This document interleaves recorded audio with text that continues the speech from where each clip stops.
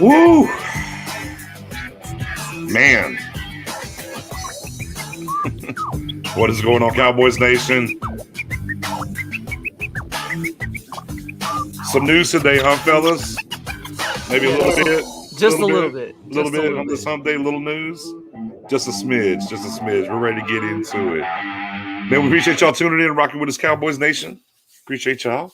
I see Shane's in the building. What's going on? David Jenkins in the building. Brad Walker, Riken from Moving the Chains with the fire articles in the building. Mo, we see you as well. Mary's running a little behind. She'll be here shortly. Never a dull moment, guys. Never a dull moment. We had the ups and downs of the game, obviously with Tampa, and then a little bit of a quiet week. We talked about Michael Gallup, right? He's out 3 to 5. My guys in the building, Beard Gang, you know what it is. And not Michael Gallup, but okay. And then the Michael Gallup situation came and went. We knew, and then all of a sudden we're like, wait. Collins is suspended for 5 games. Matt O. How many times has he been tested? 180 times in 18 months. The maximum you're allowed to under the CBA if you're on phase 2 of the intervention program is 10 times a month. So, of course, being a Cowboy, he was tested all 10 times, 18 straight months. Okay. What do you think, Spoon? A little aggressive on the test? And how many? And real quick, and how many did he fail? He missed 7. I don't know the exact. He missed 7. He failed 0. He didn't test positive a single time. Exactly. He did. Yeah. He failed none. Spoony. But again, to be fair, though, to be on the intervention program, he had to have failed at some point. But over that 8-month span, 0. Spoony, a little bit of targeting here on our guy Leo Collins, you think? Or? Not going to compare. I remember at a certain job I was at, I went away and I got tested about 16 times in 3 months. Mm-hmm. And it was their way of basically, if I'm turning up dirty, X, Y, and Z. My thing is this: if you're not doing anything, you shouldn't miss anything. You shouldn't really be missing anything. I don't know what's the ruling if they felt of the reason why he missed any of those tests. I don't know. Right. As far as the union, what they can do about it, that he missed those 7 tests. But for Lyle Collins himself, if he wasn't doing anything, why miss those 7? Even regardless if you didn't test positive, it's mandated. It's basically random testing. You should always go to it. So I can give you a little bit of insight because there has been some. Obviously, with things like this, you're never going to know definitively exactly what happened. But there's some word out there that the Cowboys team was sent home due to COVID. He was supposed to take tests on those days, but he was like, I was sent home, so I didn't test. But he was still supposed to go. So essentially, he was like imagine a snow day at work. Everyone else got sent home, so I'm not going in. He should have still went in. So that's kind of what happened. And he's using that as his leverage with the CBA, with the NFLPA as far as what they can. I don't know if it's going to go anywhere, but that's what he's trying to say. Yeah, I mean, it looks like it's not going to go anywhere, right? Because he is going to be out Sunday, right? So the weird, I guess for me, right, it's the 5 games. So let's get into the brass tacks of that. So they hit him with 5 games, but when you look at how this thing is supposed to work, there's no suspension that says 5 games. Like that, I think that's the big conundrum here with Collins's representation and the frustration here with the NFL front office and what's going on. Because in the CBA, there's literally nothing that states anything that requires a 5-game suspension. It's all different numerics. It's not 5.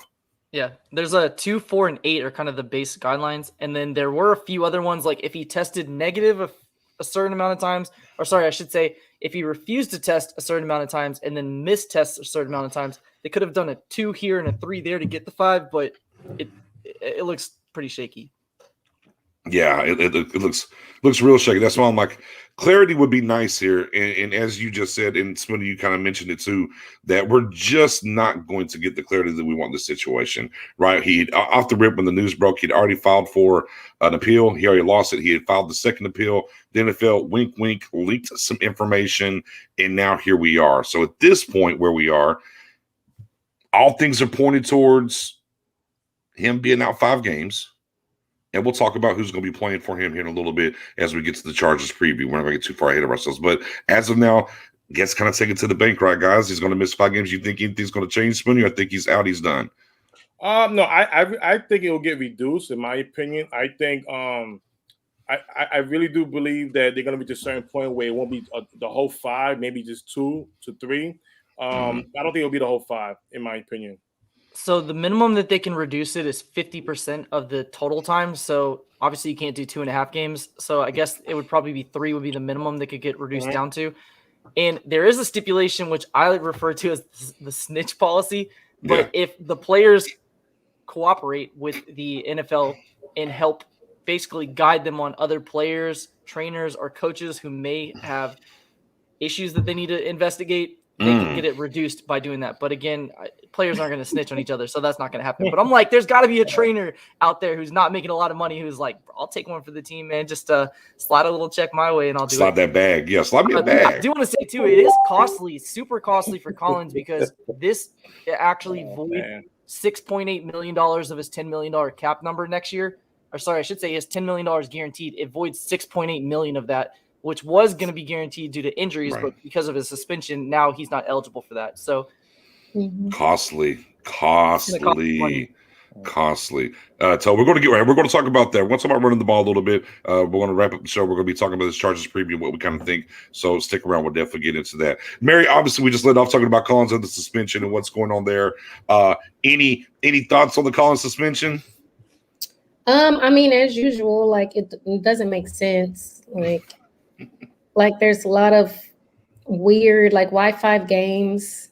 Like they said he was given like so many tests a month and passed them all, and then all of a sudden he missed some, and some were possibly during COVID protocol. It's just like it can never be cut and dry. So it's weird. But I'm disappointed in him if he did miss that many tests, if he really is guilty of something, after last season, not seeing him play, he wasn't physically ready.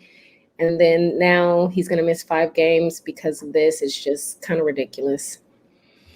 Yeah, I mean, and actually played such a good game 1. The whispers are, well, you couldn't get in that good a shape the way he did, blah, blah, blah, after the surgery, So people were talking about maybe it's needles or whatever. Now, obviously, they labeled it underneath substance abuse, right? So that's not really PEDs, so we're not really talking steroids here, is what the label is. But as we tore it back and we talked about and everything, it boils out to he missed tests. No matter how many he tested, that he didn't fail, he missed a number, total of 10 times, and that's where we're at with it. So it's odd. We haven't seen this around the league anywhere else. I think Josh Gordon just got reinstated today or yesterday. Yeah. But Leo Collins is going to have to miss 5 games only in Dallas, right? So that's kind of where we are. But let's get to the what'd you call it? Sobering news. Matt, is that what it was earlier? I said it's a somber day for Cowboys Nation because we're like, we held our own. We didn't win the game, no moral victories, but we were like, we showed up. We didn't get blown out like Vegas thought. Maybe this might be a team that we can contend with, and then we lose Gallup. We already had Gallimore out. Right. Now Collins is out, and we're like, okay, well, we got everyone else. We're good. We're good. And then boom. Randy Gregory gone. Yeah, Gregory on the COVID. Gregory, there's some hope though because he is vaccinated and he's asymptomatic. So all he needs are the 2 negative tests, and then he's good to go. But that's what we're hoping for Zach. But at least he's asymptomatic where Zach wasn't. So I'm expecting the worst. I got Rush that says I'm confused about. Yeah, he's like I'm confused about the Collins suspension. We all are, Rush. We all are. We understand how they've gotten. Well, we kind of understand what happened to get him into trouble, but it doesn't like what they've done. It doesn't add up to 5 games. So hopefully we'll get some clarity on it. Maybe we never will. I don't know, but that's just where it is. Hey man, speaking my language right here, Cameron, I've already said just call it Taco. Boom, we're ready to rock. I mean, they drafted Taco anyways. This guy's on the team. I don't know why we would call Taco. Oh, well, look, man, you got to remember, we didn't take TJ Watt because we drafted Taco because he played the same position as Demarcus Lawrence. So in case we couldn't get him signed, we had his replacement in building. Well, what better time than now to go get Taco off the street and let him come back and prove that he was worth that first round draft pick. Go, my boy Rome's in the building. What's going on? Oh man. Oh man, I'm having a fun time. We gotta laugh a little bit. So Dom just dropped BJ's guy. Yeah, BJ is highly interested in that. 9 sacks last year. I'm definitely on board for that. But look. Steve is going to tell y'all, man, we like the guys we have in house. We like the guys we have on campus. I don't know if y'all saw it in the chat. I said, they're thinking, oh, Demarcus Lawrence, he's going to be back in November. So we'll just use our guys. We'll be fine until he gets back.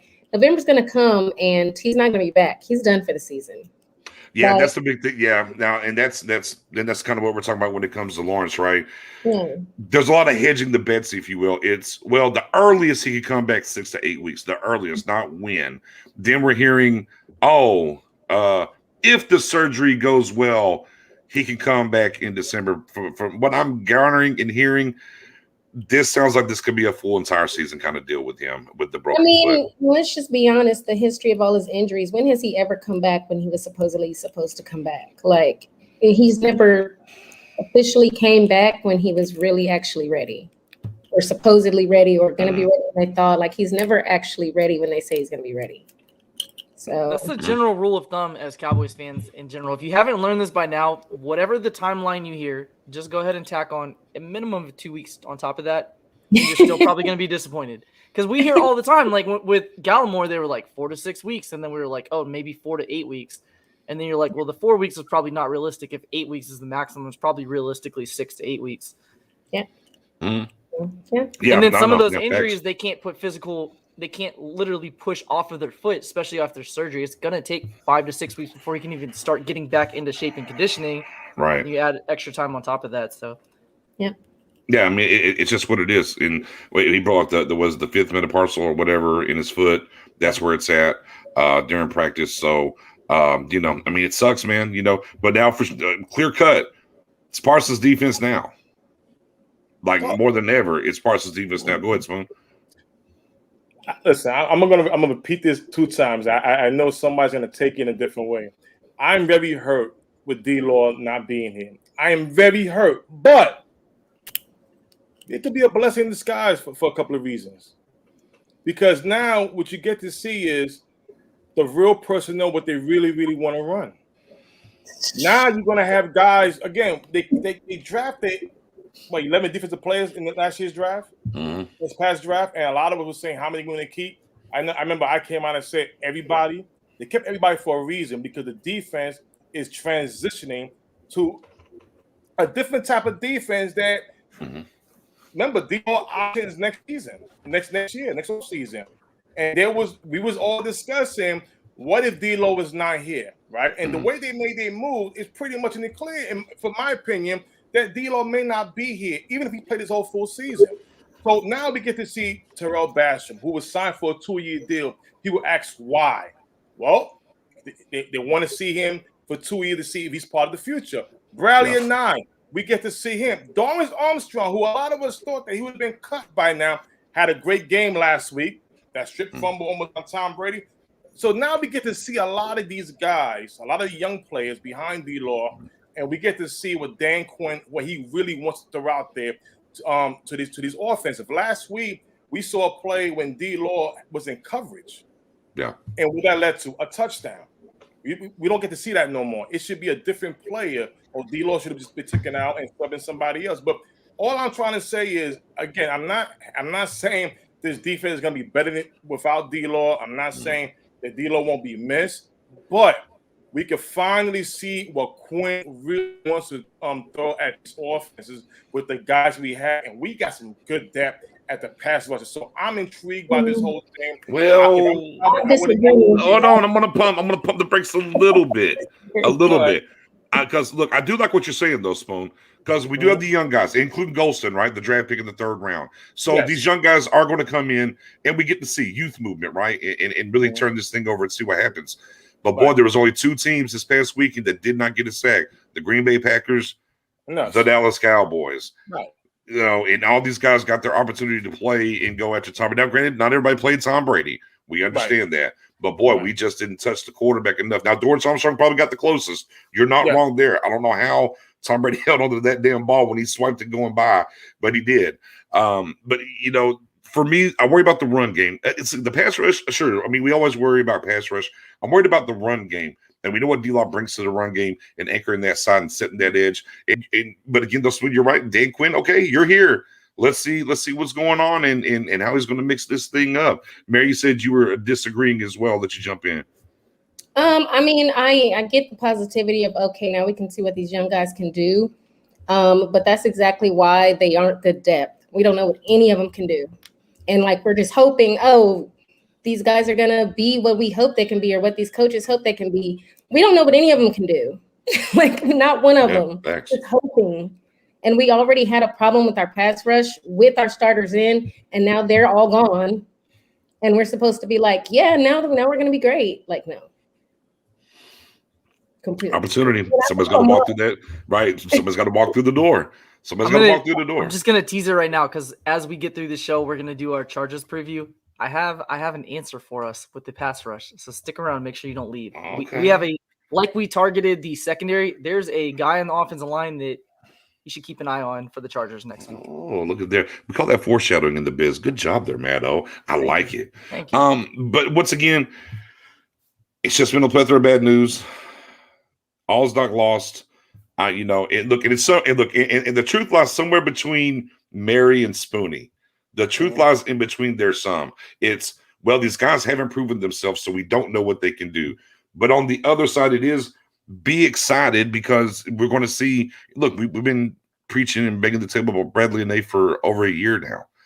Okay, here's an opportunity. You got to walk through the door, and we got to go see him. He's no different than the Miles Austin, right? We didn't know what Miles Austin was going to be till he got an opportunity, right? And we have to see those things. It's scary because you don't know what you have, and Mary's absolutely right. And, no matter how these guys step up, we don't anticipate that they're going to be a Demarcus Lawrence, out the gate, out the gate. But we do get to see where they're at and how they can help this defense. So it's some of the good with the bad, man. It's like I said, that truth in line is right there in between these two and Mary and Spoonie on both ends of that spectrum. They're both right to a certain degree. And just to add in, maybe the answer is not necessarily the players. Maybe we get to see how good of a coach Dan Quinn really is right now. Because very true. You can't ask. It doesn't matter who it is. I don't care if it's Basham, Dorrance Armstrong, any of those guys.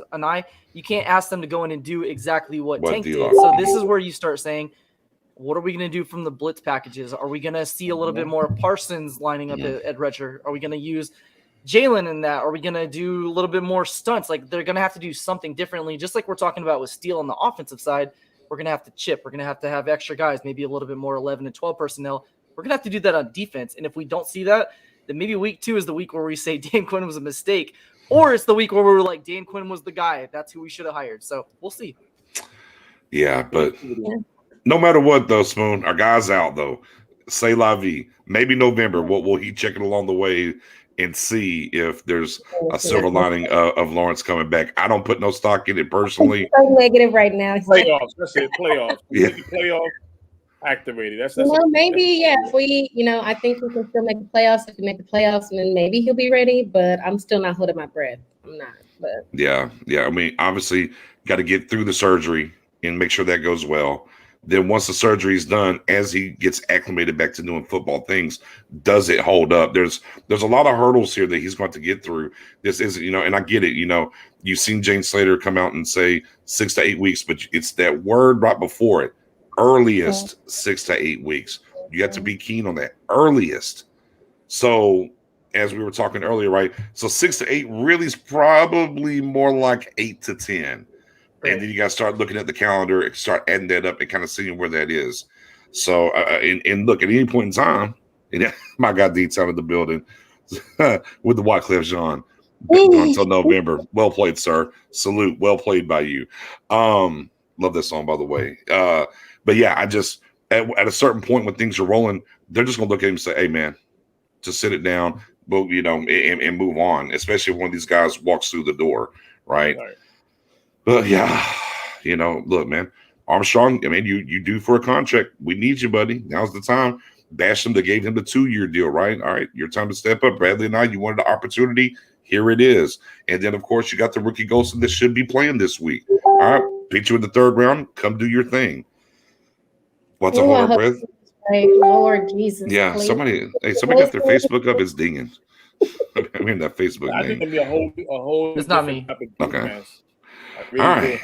And with that being said, those guys get an opportunity. That leads us right into the Chargers preview.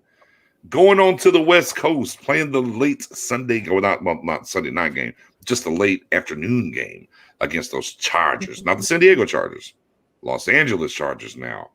Obviously, last week they went and played the Washington football team in Washington. They got a win 20-16.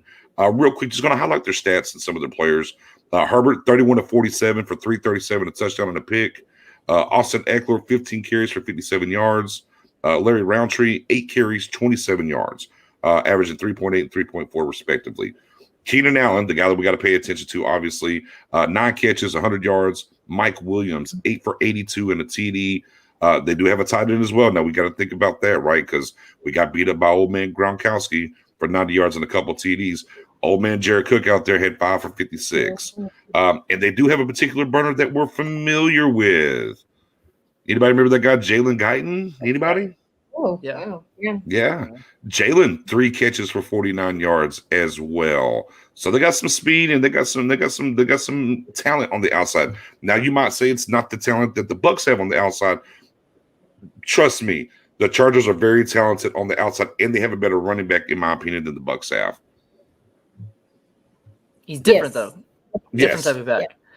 So Yeah. he's actually more scary to me than any of the guys Tampa had because he's the threat out of the backfield, which is something the Cowboys have struggled with for like 5 straight years where we can't cover backs out of the backfield. So he's a little bit scary in that regard.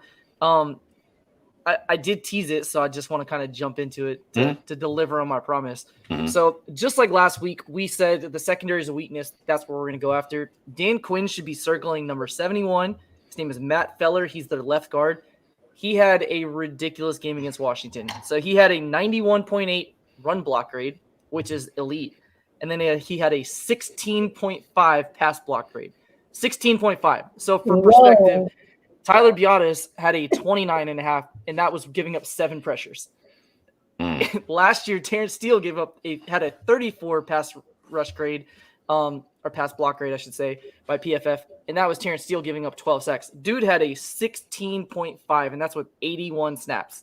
He struggles mightily. He's going to give up pressure, and that's where you say Osa, Urban, Watkins, whoever's lined up. I need pressure up the middle because this dude allows it. Wait, what position is he? Is he He's their left guard. guard? Okay. Yeah, left guard. Yeah, So that's the position I'm circling there. And then defensively, from an offensive standpoint, and please don't kill me because I know you guys are all on running the ball, and I would like to see us run the ball here more too. They did have 4 players on their defense who allowed 100% completion percentage when targeted. That was their linebacker, White, Chris Harris Jr., Adderley, and their third safety, Gilmar. So a balanced attack this week, and kind of taking some of that pressure off Terrence Steele should work well in our favor. And this is a game, ultimately, Zeke should have a good game. I mean, Antonio Gibson last week had a really good game. He fumbled in the red zone, I think on like the 5-yard line or something, which ultimately cost them the game.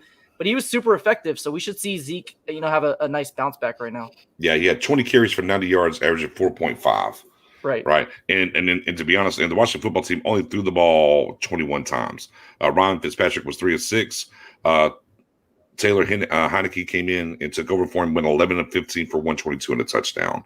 He'd start on 31 teams, though. I mean, Chase Young told us that. So, Mahomes, watch out, man, if that guy hits free agency. Yeah. I mean, for me, obviously. Exactly. Big facts. For me personally, we're going to circle. Anthony Brown is going to have a bounce back game. He's going to play better than last week. How they're going to scheme that up. Is this a game here? Because we saw what Diggs, did with Mike Evans, right? Would this be a game where you let Diggs travel with Keenan Allen? Tim? Yeah. Spoonie?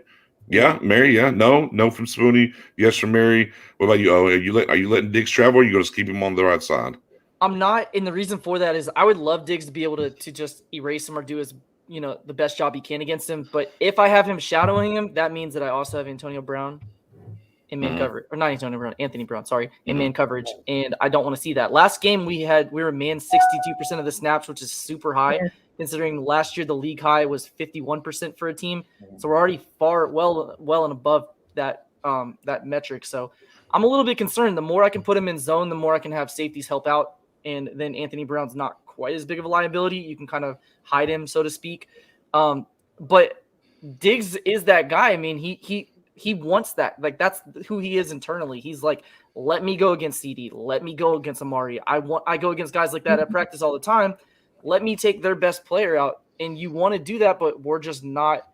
We don't have the luxury of having cornerback 2 that we feel comfortable doing that, or at least I feel comfortable doing that with. Yeah, but boy, I mean, but you can. So I mean, they can dictate whoever they want over there on cornerback 2, anyways. I mean, you're damned if you do, damned if you don't. Really, when it comes to that, remember the man situation, because sure, I mean, we'll leave them on both sides of the field. Well, I mean, we can, as an offense, we can just put whoever we want to on Brown now. Who cares?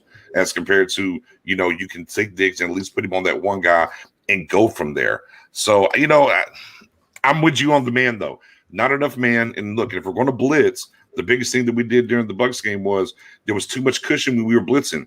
That's easy money for a guy. That's so easy money for a guy like Tom Brady. Like, you have to be closer. You can't give up that space when you are blitzing. And that just kind of hurt us on the back end on some of that stuff. But, you know, if we stick to the sides and, you know, you get back to the safety help, right? And look, we'll get some Hooker this week, right? Hooker's going to be back into the fold. So, you know, we got a little bit more going there on the back end to help. But boy, Donovan Wilson's out. So. Go ahead. He's back, but Donovan Wilson is out. So yeah. I mean, he re-aggravated the groin injury Thursday night. So and then Thompson's hurt too. Somebody back, we lose somebody. So it's like, well, Darian Thompson's out too. So he's I know fans aren't going to be too upset about that, but he won't be called up because he's out for at least 3 weeks. He's on IR. I don't think Hooker's going to start, guys. I think it's going to be Carson Casey. What do y'all think? Yeah. Right. Yeah. I think Hooker will. I think Hooker will get some plays in there. He'll be active. You know, he wasn't active before, but yeah, I don't think he's going to start. It's actually kind of good too to have Hooker available though, because it allows you to bring in Hooker and kick Curse out to your big nickel, which we saw 16 plays in the second half last week. So they did already make that adjustment week 1. And Mike Williams played a ton of snaps in the slot last week. So you have a 6'5" wide receiver, and you can slide a 6'4" safety out there in coverage and get a little bit better of a height matchup compared to, you know, say J-Lu, who's, what is he, 5'10", 5'11", somewhere in that range. So you're giving up a lot of size already if you do that. So having Hooker out there gives you 2 playmakers at safety in a taller matchup in terms of who's covering in the nickel. So shows our guy space. And also you have Keanu Neal as well, who could definitely. Hey, well, as long as we win, if that's the final score, I'm fine. Yeah.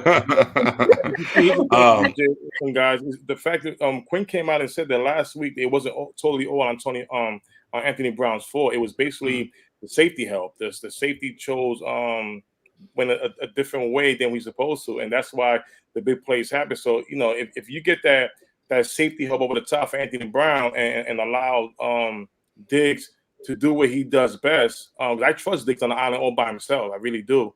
I think we could definitely win this game. The one thing that scares me is Herbert. Herbert is more mobile than Tom Brady, so he could definitely extend the plays a little bit outside the pocket once he gets there. But this is why I'm very optimistic. I really do think they're gonna bring that thunder with these young players, and hopefully there'll be a new name that we'll be discussing about come Monday morning. Yeah, you know, another thing too, and I kind of shared that in our group before we came on. You know, there's the thing out there talking about EPA and whatnot, and that Herbert is better against the pass rush than not getting rushed. You know, that's something that we have to look at too. So, you know, if it's he's a quarterback, if it's 1-on-1, he'll throw it up. He don't care. He trusts Allen. He trusts Mike Williams. If it's 1-on-1, he'll throw it up. So if we're going to go blitz and do that, that's something we have to take him on the kind of quarterback he is, versus if you're just going to rush your 3 or 4 and drop back, the numbers say he has a harder time against that than 1-on-1 matchups and whatnot, because he has the guys on the outside to make that play. Right. So do you think, guys, this is a quarterback where, you know, look, nothing will take another away from Justin Herbert. He balled out as a rookie last year. He had a great week 1 game as well. But is this maybe a little bit more, as we're talking about so much man last week, maybe this is really where we get to some zone. Maybe this is where, hey, look, we don't know if Gregory's going to play, right? And we don't know what Law's going to do. I mean, we know Law's out. maybe this is where it's more 3-4 in the standard packages, right? And we're getting the guys on the edge. That maybe instead of having Micah, we're going to put him on the edge, let him go do some things, perhaps. Or maybe we're looking at some 3-3-5 situation here in nickel, right? We're going to rush 3. We're going to drop everybody behind that and let Herbert try to do his thing. And maybe they open up that way. We think more of a bend don't break style, perhaps, to see and make him prove that he can do it without getting those one-on-one matchups. Because if you watched the game last week, oh man, anytime against Washington, it was up. It was one-on-one, it was up there. And he's got the guys, as Matto talked about, Mike Williams. I mean, 6'4", 6'5". Allen's another big guy, great route runner as well. So maybe this is the situation where, man, we don't go all out blitz, and maybe we do get that zone and say, all right, see what you can do. We're going to drop 7-8. Let's see what happens here. Now, that opens you up for Mr. Eckler and that underneath in that zone. Now, that does open up that zone and throw into the ball. So if you're Dan Quinn, guys, what's your game plan? What are you thinking with that kind of information? What are you looking to do? Oh, I mean, I've thought about all this, but okay. it's really hard because, I mean, like you said, like Eckler, he can do a lot. So if you push other guys back, you're leaving it open for him. Mm-hmm. It's just a matter of us picking our poison, really. Yeah. And blitzing. I mean, yeah, he's definitely good against the blitz, but if we get there, can we get there in time? I mean, that's the biggest thing is if we get there in time, it won't matter how good he is against it. He's not going to have anywhere to go if we get there in time, which has been an issue when we do blitz. So, facts. For me, I'd be scared to play more zone because Eckler and Keenan themselves. Again, Allen's a great route runner. If you love Amari Cooper, you're gonna love Keenan Allen. That's the one thing I don't like when you're playing against receivers like that in zone. There's a lot of space. It takes just take one mistake. And Eckler as well. He's definitely a threat. I would definitely go after Herbert. I would really make him uncomfortable and make him just go after him, because when if you're just sitting there playing zone, he's gonna have time to pick you apart, and it takes one mistake, one cushion. That's all it takes. I would just go after Herbert. Okay, Matto. My strategy is completely different from you guys. Okay, so what I want to do against a younger quarterback is this is the game where you do pattern matching because it shows zone, but it may actually be man. Mm-hmm. And for people that don't know what that is, it's basically something Nick Saban invented when he was with Cleveland and then took it to Miami. And now that's pretty much exclusively what Pat Surtain and all of those Alabama defensive backs do. What it does is it meshes the best parts of zone and the best parts of man. And what happens is if you're attacking zone coverage, let's say you're in cover 3 and they send 4 wides, you have a mismatch. There's one extra receiver than you have in coverage. So what pattern matching is I have a zone responsibility, but if my man goes deep, I play man. If he doesn't go deep, I back off and drop back into my zone. So what that allows is it can show man looks, and then you drop into a zone, and suddenly you're catching a younger quarterback off guard. And with him playing in Oregon, that's not a defense he faced much, if ever, in college. It's something we're already seeing a lot of, like the Patriots actually start to do this quite a bit. I mean, no surprise. They're always on the front runner and not, catching on, reacting late like a lot of other people. So that's something I'd like to see. And then again, the reason I do like zone is if you're playing man coverage on a guy like Keenan Allen, same thing with Amari Cooper, that are such crisp route runners. Mm-hmm. If your guy gets beaten man, you have no protection behind them for the most part, unless you're doing like cover 2 man or cover 1 man, something like that. Doing a zone coverage naturally has other pockets behind you unless you just get beat deep, and that's obviously unavoidable in man or zone. So that's kind of my thought is pattern matching this week could be great because you're confusing a young defensive, a young quarterback from something they may not have seen a lot of yet. And when you have guys like KZ that can jump routes, that's what he's known for. Mm-hmm. You have guys like Diggs that we all know as a playmaker. He's a guy as a former wide receiver. He has good hands. He said, if I touch the ball, I need to come down with it. I wasn't happy with my interceptions last year. And he was like, what, like a quarter of an inch short from picking off Brady on that last drive. Yeah. So like I'm inviting opportunities like that. And in man coverage, it's much harder to do that because, again, you don't have that barrier behind you for protection unless it's a cover 1 or cover 2 man. So I kind of like the idea of that in terms of pass rushing. And also it's kind of weird too, because of the type of back Eckler is. I almost want to invite them to run the ball because Eckler's not a back who ever has like that 140 or 150 yard game. He's much more dangerous in space. And if I'm sending a lot of people after him and not playing in zones, I'm basically inviting you to throw to him and take advantage of our linebackers and coverage one-on-one, and he's going to win those battles. But if I force you to run by showing zone looks, and you may say, oh, I may have an opportunity I can take advantage of, with a guy like Parsons who has that recovery speed, who can quickly get into what looked like it was an open space, it may actually be advantageous for us to do that. So that would be my game plan, but I'm not a defensive coordinator, so we'll see what they do. But again, you're more on putting more into the coverage than bringing forward. Yes. Yeah. This game. Yeah. Other games I would do the complete opposite, but this game, right. Yes, I'm actually I almost want you to run the ball on me. Yeah. Yeah. The only thing about when it comes to Eckler, he does have home run speed. He does. That is the one thing about Eckler. He has home run speed. You're right. He's not a grinder for sure. He's not a grinder. You know, he's usually that, he's got 67 yards rushing and 67, 80 yards receiving.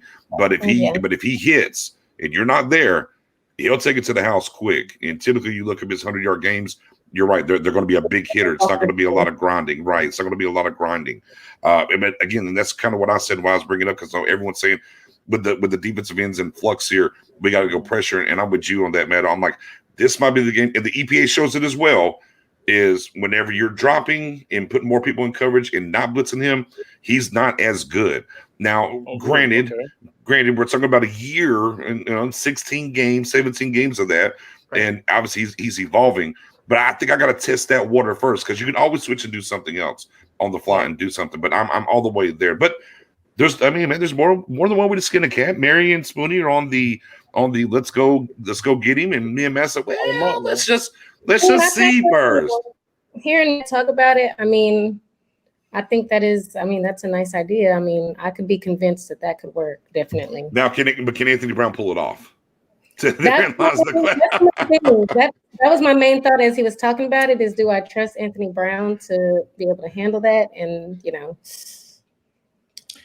everybody has to play their part. Whatever assignment is given to you, you have to do your part. And like I said, watching the game, we was all on Anthony Brown. But when Quinn spoke, he said the safety coverage wasn't there for him, and it was called for him. So but wasn't that like one play as opposed to all the other times he got burned in the game? Right. Right. Yeah. That's the thing with coverage, though. If Joe Witt and the defensive staff does a good job of drawing up coverage, like when you hear cover 3, typically fans think I have a cornerback in a deep third, another cornerback in a deep third, and a safety. You don't have to do that. You can have a safety roll over to that deep third, your other safety take the deep middle, and then Diggs take the deep third. And what that does is now you have Brown in a curl flat. If you want to take advantage of him there, okay, great. You're getting an 8-yard gain. Cool. Mm-hmm. Dink and dunk downfield. Let me play the odds game that you're eventually going to stall out, compared to let me put Brown one-on-one where he's probably going to lose. We've seen it for 5 years. Like who here, raise your hand on the panel if you feel confident with him in man coverage on Mike Williams or Keenan Allen. None of us are going to. So I'm like, let me hide him, and that's the way you can do it. Wait, real quick, y'all. These went like this halfway into. I was waiting for Mary. There was just something in my eye. Something in my eye, guys. There was just something in my eye. Just something in my eye.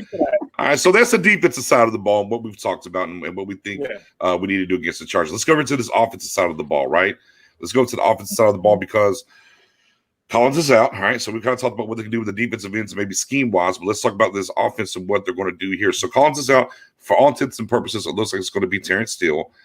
I don't know how we want to coin this, break this down, or say. Jane Slater got onto me on Twitter for saying this, just posing the question a little bit.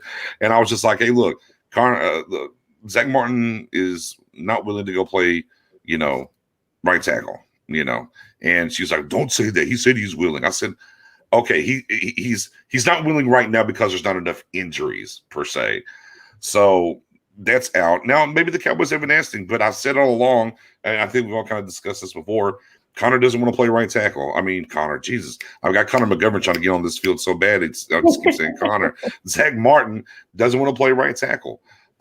So that's the bed. Now we have to figure out how to help him against Bosa come Oh my guys, I did forget something on our defensive side and talking about this rush and everything.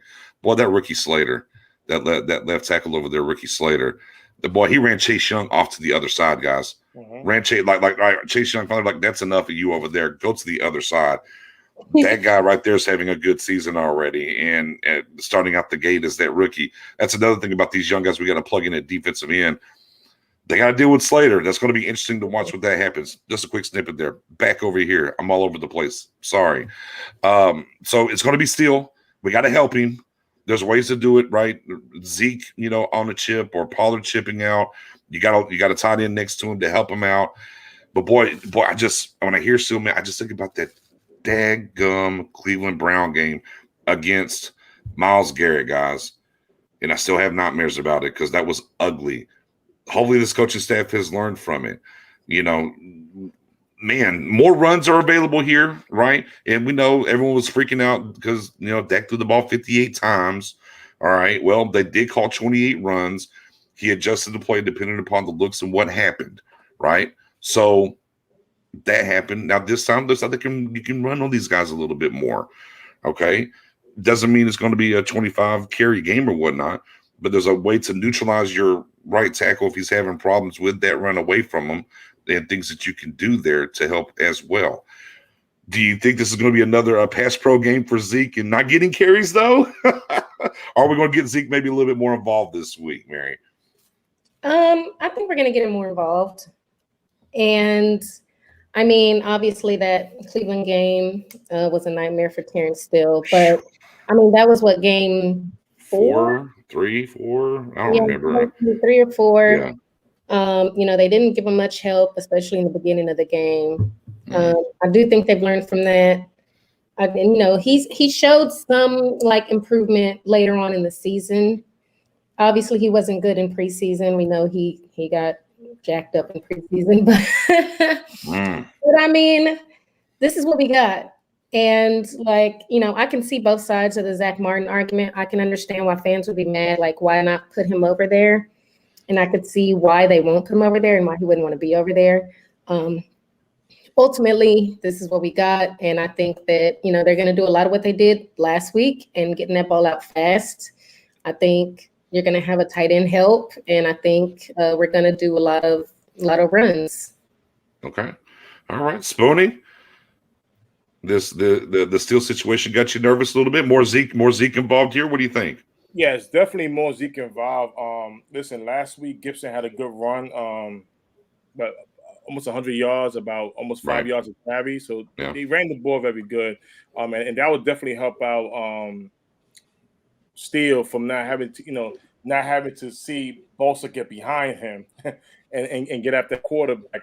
But you're definitely going to see a lot more Zeke in the game, even more power too. But I really do trust Dak Prescott and his offense. I really do believe that they're going to find a way to get things going and to get comfortable in there. It's not going to be the easiest, but I do think playing a Chargers team is a little bit more. It's not as good as the Buccaneers team, in my opinion. The only difference is that you have a more mobile quarterback in this game. But I really do think Zeke and the offense will get this game going. And I mean, sorry, I want to just add one more thing. One thing we all talked about was getting in the red zone and not scoring. It was an issue last year. It was an issue year before that. It's been an ongoing issue. Then on top of that, last week we missed kicks. So obviously none of that can happen. We cannot give an opportunity where it's going to be really close and we leave the field and all they need is a touchdown, because they're probably going to get a touchdown. You know what I'm saying? So we have to keep our offense going and going and going and not have to rely on our defense at the last minute to keep the games having play, because they just can't. We know they can't. Yeah, we need special teams to be special. Professor O, game plan here. Are we thinking a little bit more Zeke involved here? We go get some help over there we're not going to do what we did, during the Cleveland. Go get still a little bit more help this game. What are you feeling? What are you thinking? Yeah, I think they will. I don't think we're going to see a lot of pass attempts still, so brace yourself. Oh, yeah. We're not going to see 58. I'm thinking more 40, 30, 40, somewhere in that range. So with that workload decrease on the passing side, you should see an increase on the running side. So I don't know how they balance it with Zeke and Pollard. But yeah, I would think Zeke's going to be more involved in the game plan. My thought especially with Gallup being out, is it kind of naturally leads you into playing a little bit more 11 and 12 personnel anyways, so you get more tight ends on the field. So my thought is you just line up Jarwin, Schultz. I don't really care who it is because Jarwin doesn't even have to be a good blocker to do this. Just say, hey, that's Steele's man. I just need you to pop him before you release. I don't care if you hit him in the shoulders. I don't care if you hit him in the ribs. Just make contact. Just that little split second might be the difference in Dak getting the ball off, because NFL quarterbacks are so good in this league. So, yeah, and ideally, I'm saying hit him in the rib every single time. Just yeah. I mean, if you're going to hit him pop anywhere, in the rib, slow him down, and then release in your route. And if that takes you not getting a lot of catches, so be it, because that's what we asked Zeke to do the week before. So now it's your turn. Now the tight ends have to step up.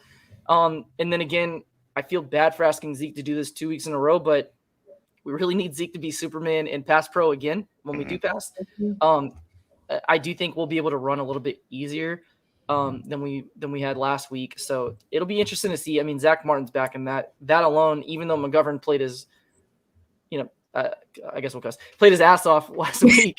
He had a great game. I mean, I was thrilled to see him do it, but Zach Martin is an all-pro caliber player. So as great as McGovern played, that's an improvement right there. So we have him back, and now we have the capability of, if we need to slide McGovern somewhere else, we can do that. I am a little bit frustrated with Martin personally, and I'll use this analogy to you guys. Everybody in this video and everybody in the group has that one friend that if you ask them to pay for the bill when you go out, they will, but they never volunteer to do it. I'm like, if you want to win a Super Bowl and you know you're better than who's out there, you should be going to Coach Philbin and saying, hey man, I'm not a right tackle. I'll slide out there until Collins is back, but play McGovern. I'll slide out to play tackle, and let's make this happen. Not just, well, if a certain amount of players happen and then this condition happens, then I'll play tackle. Like, no, man. We asked Tyron Smith to play right tackle his rookie year and then moved him to left tackle. We asked Collins to play left guard and then moved him to right tackle. Like, we've asked players to do this before. You did it last year. You played at a high level. You gave up 0 pressures when you did it. Yeah. You're our best option.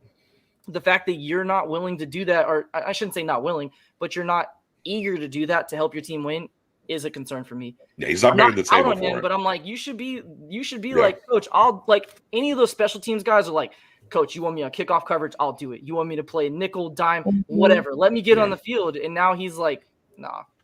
If enough players get injured, I'll jump out there. So I'm not mad at Zach. I mean, it is what it is. That he's high level at what he does, but it is a little bit frustrating from a fan standpoint. But it's the reality. So that's where we're at. And we could name some other players that came out and maybe kind of did this.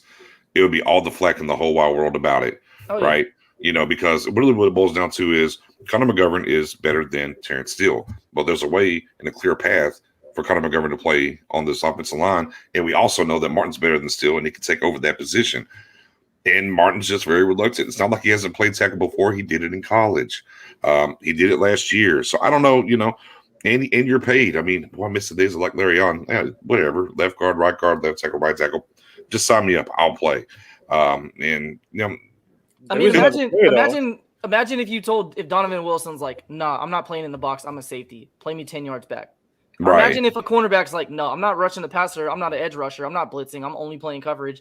Fans would be livid if they heard a player say that, or say like, I'll only do it if another player gets hurt. Then I'll blitz. Other than that, I'm in coverage. Like, imagine anybody, even Dion, being like, no, I'm not doing that. Fans would be outraged. Like, you should be a little bit like, I can see that, dude, too. What are you doing, man? Like, I mean, we ask players to play other positions all the time in the NFL. You have wide receivers.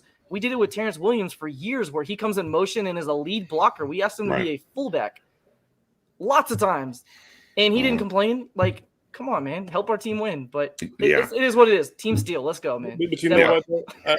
I'm surprised they didn't ask Connor Williams, because that's what he did in college mostly. They've been out on him doing that at all. Yeah, so it's like I mean, that's weird to me. Like, you wanted to try him at center, then try him back at right tackle. Just see what happens. His position. So but you know what? I tell you this right now: having Martin back in that middle of the line, it helps me feel relief that Zeke will have a better running game than even last year. Because there was a lot of plays, even with Connor McGovern getting pushed back, but Dak Prescott's vision in that pocket basically help free them from being, sacked and stuff like that. So who knows? Yeah. It could be a film-related thing where they say we'll probably keep Zach Martin inside his natural position. Because again, here's one thing: Bosa is not so great against the run, and that's the one thing we're gonna need come Sunday to be balanced. Yeah. But we'll see. I'm surprised. And Spoony, I mean, right on your lips. Number 4 is behind center. That's Right. we're back to the Romo days. Dak or bust, and it was Romo or bust a little bit. Right. Although we got a little help from Zeke now. Don't get it twisted. We got some weapons outside. I'm not saying that, but because we're gonna need them. yeah, you know what I mean. I mean, that's just kind of where it is.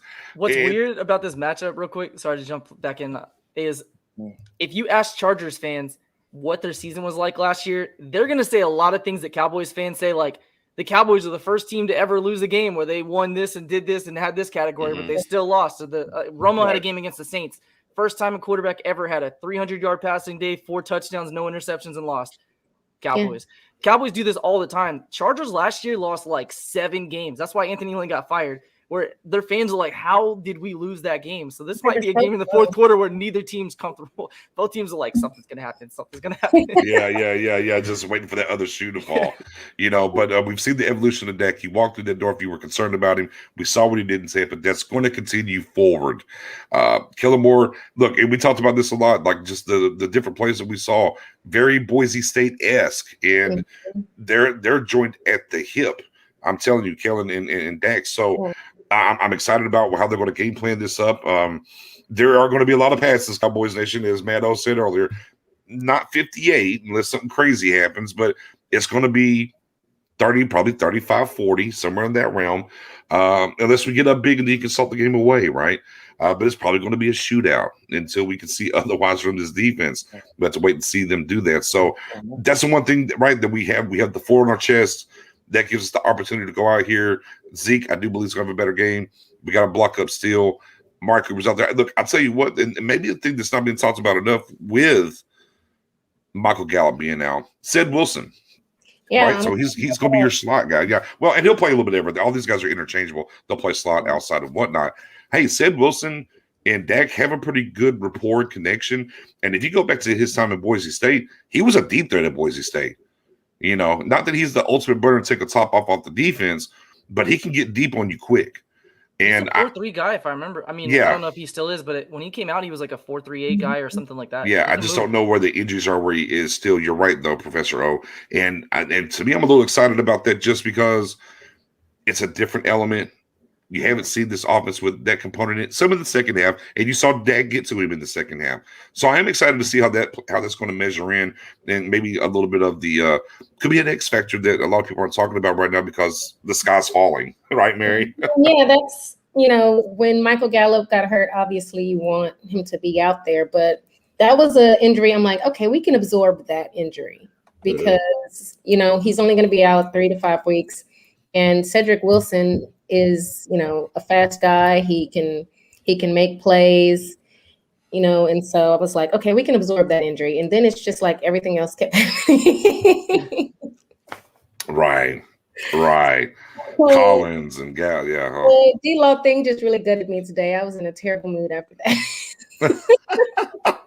Mary went to the tank. She's like, all right, where's the beer? This day is it's 5:30 somewhere. Let's get this thing started.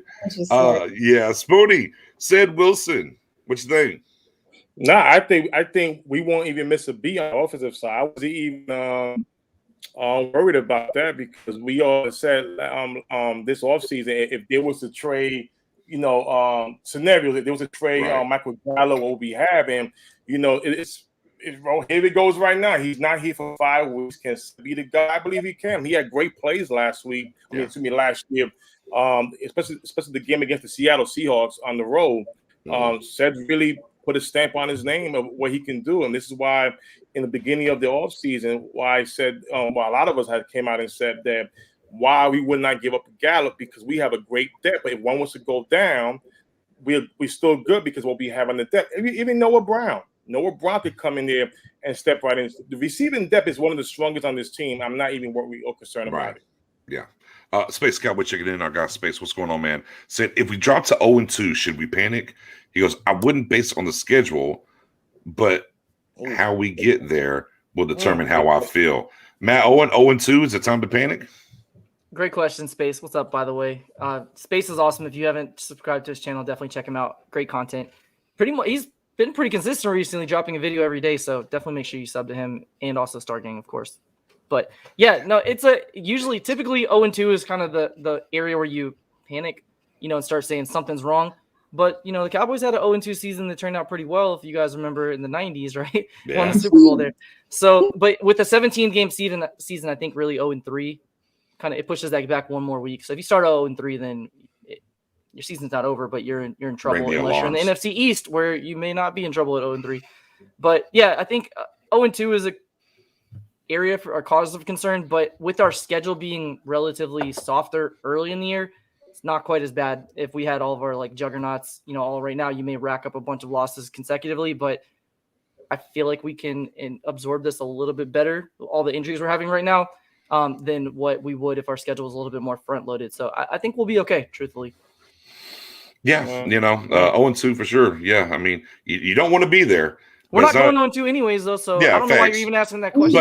But not a death sentence, right? Definitely not a death sentence. Hey, listen, I gotta say this. It's a little small story. If we was to go 0-2, we played the Eagles home opener Monday Night Football. That becomes a must win. Yeah, that becomes a must win. They're gonna be there. A lot of folk bloggers gonna be there at the game. Jimmy Johnson's name may come up by halftime. That means it's gonna be an electrified evening. Meaning, we're 0-2. We're playing the Eagles right now, who probably be either 1-2. Whoa! Don't put that 0-2 on us. We're not 0-2. Don't you put that 0-2 on us, man? I'm just saying if we was to. If it happened. It's going to be a quality time because the Cowboys will get not only a win, but a crazy blowout win. And Dak back in the building for the first time too, right? It's going to be an electric night, no doubt. There you go. Yeah, that's going to be electric for sure. But when you're 0-2 and you have Taylor Heineke, Jalen Hurts, and Daniel Jones as the other three quarterbacks, you still have a chance, probably even at 0-3, which we're not going to be there anyways. We're 2-1, so we're just talking about it hypothetically. Yeah. We're not talking about that. Yeah, we're not talking about it. We're done with that talk. We're done with that talk. I ain't trying to know Owen nothing. I don't know Owen. How about that? I know Owen Wilson. He's a great actor. I know Owen Wilson. He's a great actor. I like Owen Wilson. I ain't outside of that, man. We up out of there. We're due with that. But with that being said, guys, it is that time. So we talked a little offense, what's going on, this game plan, whatnot. We talked some defense, these young guys that are coming up. We've hit all the injuries. Now you don't have to. You don't have to give a score if you don't want to. You go dub or L, but you want to throw a score on it, by all means, throw a score on it. Spoonie, Cowboys, Chargers, win, loss, score. What you got? Cowboys win 28-24 against the LA Chargers at home. Okay. Excuse me. Yeah. Okay. 28-24. Mary, what you think? What you got? We're gonna win, and I'm gonna go with Cowboys win 23-28. Okay, 28-23. Now, y'all do know we've lost 18 straight games without scoring 30 points, guys. I'm just going to throw that out there. We've lost 18 straight games when we have not scored 30 points. Professor O, what you got this game looking like? Before I answer, there was a stat Spoonie or Nick's brought up earlier. What was the stat in Dak's last 6 starts or something? We've given up 35 points a game or something like that. Okay. So I'm going to go high scoring. I'm just going to play the odds game and say this is going to be a score similar to the Falcons or Cleveland last year. So we'll go with 42-38. Let's go with that. Cowboys won 42-38. Yeah, I got the Cowboys winning. Yeah, I got the Cowboys winning. I got them winning 37-34. It's going to be high scoring. And look, if we don't score 30, I don't think 18 straight games, guys, we haven't scored 30 and kind of dubs. So I don't know if we're going to start that this weekend. I would love that. Look, I'll tell you what, here's what I would love. I would love a boring game. I would love for the Cowboys to get up 14-0, just salt it away, win the game 21-10 and get up. Man, I would love a very boring game of the Cowboys winning this thing 21-10. You know what, though? we had a boring Hard Knocks. And the powers that be said Cowboys fans don't deserve nice things, apparently. I don't know why. We were so boring all offseason, guys. It was quiet. It was kosher. There's no issues. And dadgummit, boy, we couldn't even get to week 2 of the season. And we got the fire around us where the dog's sitting there saying, it's fine. It's fine. Yeah. It's fine, guys. It's so fine, but it's not fine. Oh, well, y'all know about what time it is when we get to this stretch. Go ahead, Mary, get the old clock ready. Get the old clock ready for Spoonie's Minute here. Yeah, Spoonie's Minute. Let me get some of these scores. So we got a 38-17 from Joseph. Our guy Josh in the building, 31-17. Todd Corey checking in. He's got it 30-24, but he's got it for the Chargers. Rush Turner in the building. He's got it 35-30 Dallas. Carden in the building, 35-21. Zeke hits 100 on the ground. Lamb gets 2 through the air. That sounds good to me. Sign me up for that. Sign me up for how can we get a single digit win? Like we had the Bengals last year. And that was our only game the entire year where we held somebody under 10 points. Right. Can we get a blowout, like an easy game or a stress-free for Cowboys Nation where we're like, man, this defense is legit. I told you, man, I want that easy peasy.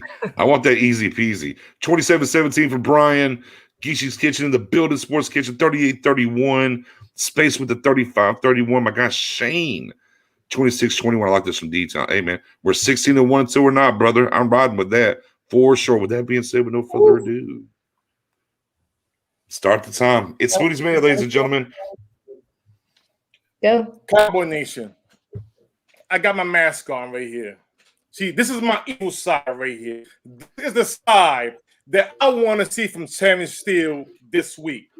Terrence Steele, you in the spotlight, my man. BJ Nix is watching you. Miss Mariella will be watching you. The professor will be watching you. Spoonie will be watching you. Cowboy Nation will be watching you. The ESPN will be watching you. You got to step up there and perform. Understand this. Your last name is Steele. Play like your last name. You are from Texas. Jerry Jones believes in you.